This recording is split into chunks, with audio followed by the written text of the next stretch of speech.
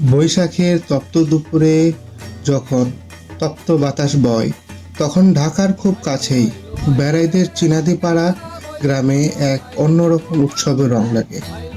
একদিকে বয়ে চলা নদী, আর তার পাশেই দিগন্ত জোড়া সোনালী ধানের ক্ষেত।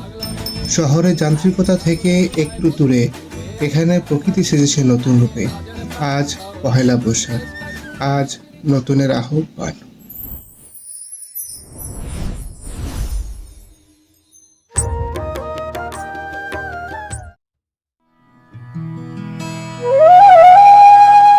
সূর্য মাথার উপর ওঠার আগেই কৃষকের ব্যস্ততা শুরু হয়ে যায়।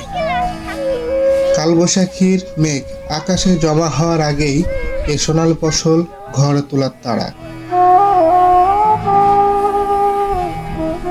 দেখুন কি নিপুণ হাতে কৃষকেরা ধান কাটছেন। এই একটি আটি কেবল ধান নয়, এক বছরের হাড় ভাঙা খাটুনির ফসল।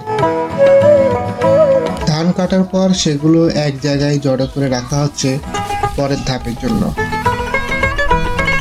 চেনাদি পাড়ার এই জায়গাটির বিশেষত্ব হলো এটি একটি উন্মুক্ত মাঠ, যাকে আমরা খোয়ার বলতে পারি। এখানে কোনো একজনের ব্যক্তিগত উঠান নয়, বরং গ্রামের অনেক কৃষক একসাথে তাদের ধান এখানে নিয়ে আসেন। এখানে কৃষকরা নিজেই ধান মাড়াই করছে। খড়গুলো আলাদা করে একদিকে পাহাড়ের মতো উঁচু করে স্তূপ করে রাখা হচ্ছে, যা সারা বছর গবাদি পশুর খাদ্য হিসেবে কাজ করবে। মাড়াই শেষ হলেই কাজ ফুরিয়ে যায় না, শুরু হয় ধান সিদ্ধ করার বিশাল কর্মযজ্ঞ।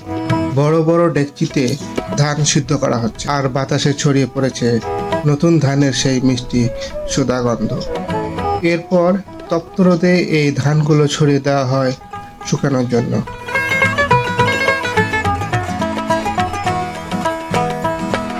ধানের ধুলো আর খড়ের গন্ধের মাঝেই বৈশাখী আনন্দ মিশে আছে।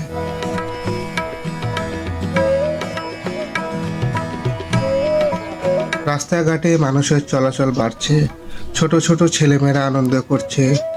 মাঠের চারপাশে বয়ে চলা এই নদী আর কৃষকের এই হাসি, সব মিলিয়ে চিনেদিপাড়া আজ যেন এক সার্থক রূপকথা। প্রকৃতির কোলে এভাবে টিকে থাকুক আমাদের হাজার বছরে এই কৃষি ঐতিহ্য। সবাইকে শুভ নববর্ষ।